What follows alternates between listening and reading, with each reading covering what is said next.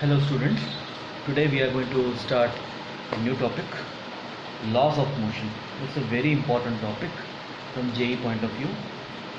You won't find a JEE or a NEET paper without a question on laws of motion. Okay, it's a very important chapter. So today we are going to discuss about some basic definitions. We'll try to understand them and slowly we'll proceed with our topics. Okay, so last class we have discussed about projectile motions. I have given you a worksheet, you please work on that, and today let us enter into the new topic. Now when we talk about laws of motion, basically if there is an object, the object is moving. Why it is moving? It is moving because of a force acting on it, and this force you have, that force is equal to mass into acceleration. Those Newton's law and all that we will get later, but basically there is a force acting on it. Okay, now forces are basically of three types. Some are field forces, some are contact forces, and one more variety we are calling it as connected bodies by a string or something, that type of situation. So what are field forces? Now, these are the forces in which contact between two objects is not necessary. Now you see, this is our earth, okay, and there is a tower on top of the building. There is a tower on the top of the surface of the earth, not building, sorry. From here you release a ball. The ball falls towards the earth due to its gravity. Is there any contact between the earth and the ball? There is no contact. So this type of force is called a field force. Now contact force. See, suppose there is a block on a table. So literally by putting your hand, you are pushing it, the block will move, right? The block will move little forward. So your hand came in contact with the block. So this type of force is contact force. Whenever a contact force is there, you find a normal reaction also. So now this book is there. Now this book has to be moved. So I have moved it using my finger. I applied a force. So without my hand coming in contact with the book is not moving. So this type of force is a contact force. Now here you come across a term normal reaction. One type is normal reactions and another is friction forces are examples of this. Normal reaction is what? You put a block on a table. The weight of the block is acting downward, and there will be a normal reaction between the contact surface and the block. It will be acting in the upward direction. Okay, suppose there is a wall and you keep a block. Okay, here the normal reaction will be acting perpendicular to the wall because the contact point is this, so it will be acting normal to the contact surface, not like this. We will do many cases, but here only example we are talking about. Frictional force means rough surface is there. You push a block from left to right. From right to left there will be a force developed between the contact surface and the block. That type of force is frictional force. So there is a contact. Without contact these forces don't happen. So these are contact forces.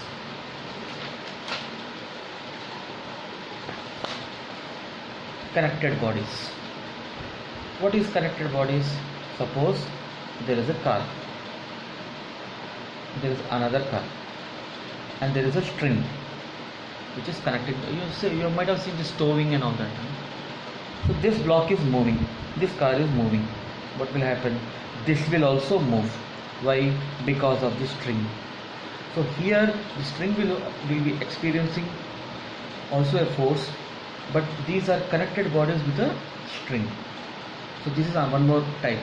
One more example can be, a pulley. You have a pulley system.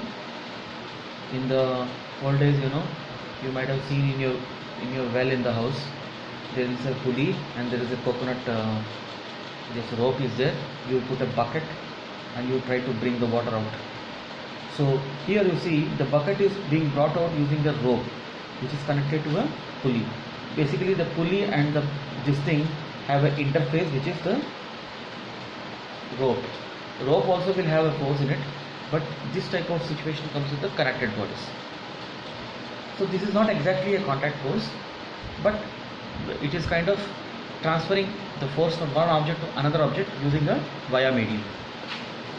So these types of forces usually you will be encountering. Now, another type of definition what you can have is internal forces. External force, internal force. You see here, this pen is kept on the book and I apply a force, the pen is moving. So externally I applied a force which is making this pen move. That is the external force. What is the internal force? You see here in this example, the car was moving and this second car also was moving, but who gave the force? The force in the string got transferred to the second block and it started moving.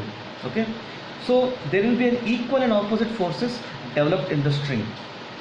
Initially there was no force, but when it was dragged, there was a force developed in the string.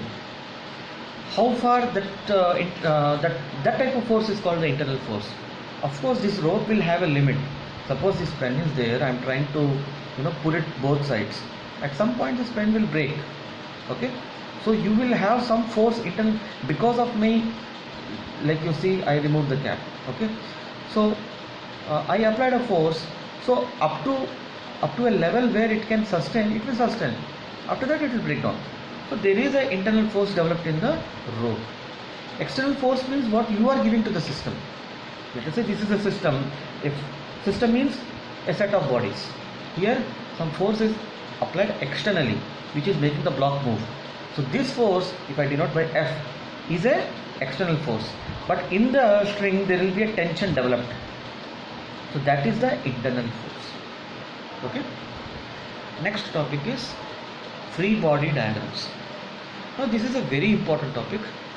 So basically, free body diagram, as the definition says, is a diagrammatic representation of a single body or a subsystem of bodies isolated from the surrounding, showing all the forces. It's looking like a tongue twister, but simple meaning of free body diagram is you have to identify all the forces acting on the body. You have to isolate it from the system. How I will show you. But basically you have to isolate the body from the system and you have to write all the forces which are acting on that body. Not even a single force you should miss. Why we are doing this? Because we are trying to analyze the motion. So why the motion is happening means it is because of the forces which are acting on the body. Okay. So to analyze the system we are basically supposed to analyze the forces which are acting on each body. So this gives you a mathematical approach to simplify complicated problems. Okay. Imagine you have a group of bodies, system of bodies which are interconnected, and it is so complex that you don't understand what are the forces acting on it. When you don't understand what are the forces which are acting on it, how can you analyze the system? In physics we are trying to analyze the system, right? So we will see some examples, you will understand. The first example, a block is kept on the ground, let us say. Okay. So here you see the weight, I denote it by W. It will be acting in the downward direction. And here a normal reaction will be acting in the upward direction. Okay. Why it happens? It happens because of Newton's third law that we will separately discuss. So here if you try to isolate the system, you can show W acting from top to bottom and R acting from bottom to top. Okay. Similarly, in the second example, there is an inclined plane, and there is a ball, a huge ball is kept over here. So what are the if you want to draw the free body diagram, you need to isolate this. You need to draw the ball, and you see here this will have a weight which will act downward. Okay, now this ball is in contact with the surface here. Let us call this surface as 1, surface as 2. So here there is a contact, so there will be a normal reaction acting like this, and there will be a normal reaction acting like this. So this is called free body diagram of this particular ball. Now the third situation is called block on block type of problems. This is a very important topic, we will discuss later. Block on block type of questions. So this is a block, there is a block on top of this block, there is another block top on this block. So for this system, see this one will have some weight, let us say W3, W2, W1. If you isolate W3, what will happen? W3 will be acting downward, and here it is in contact with W2, there will be a normal reaction acting in the upward direction. You have to draw only that. We will call it as N3. Okay. Now we will take the we will take block 3 and block 2 together. So we have to draw both, let us say. Okay, or we will draw only for the block 2. Then you have to draw like this. This is block 2. So block 2, on top of block 2, see here a normal reaction 3 is acting in the upward direction. So equal and opposite will be acting in the downward direction.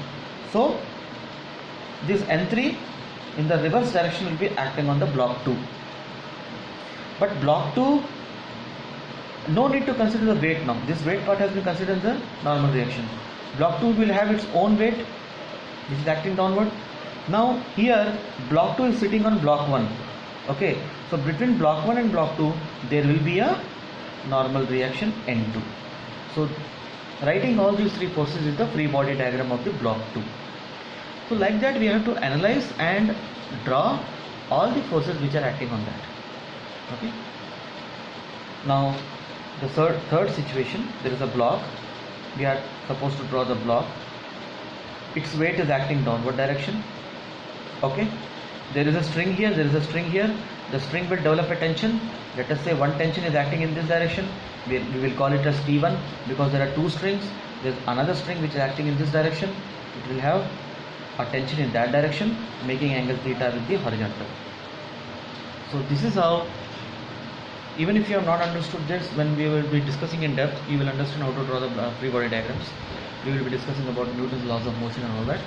But here, free body diagram means that you have to basically isolate. You see, here block 3 has been isolated from the system. What is the system? There are 3 bodies. That is a single system. In that the 3 bodies are together making this a system. So block 3 has been separated from the system. Block 2 has been separated from the system. Here you see there is a system where there are 2 walls or 2 inclined surfaces, and there is a block in between. So what we have done, we have removed the block from the system. Here also the block is sitting on the ground, but we have just removed the block and we have understood what are the forces acting on it. Same situation here.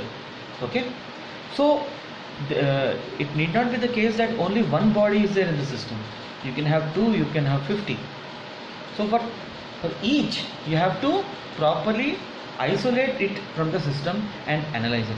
Here if you see in this situation, suppose if I miss one particular force, then the whole analysis will go wrong. So while drawing free body diagrams, you have to be very careful. You have to see what all type of forces which are acting on it, and are you isolating them in a proper way. Here the normal reaction is acting like this. Okay, I cannot draw the normal reaction acting like this. I may identify N1, but the direction also is very important. So this actually helps us understanding what are the forces acting, and it gives us a clue to solve for the unknowns. Okay, thank you.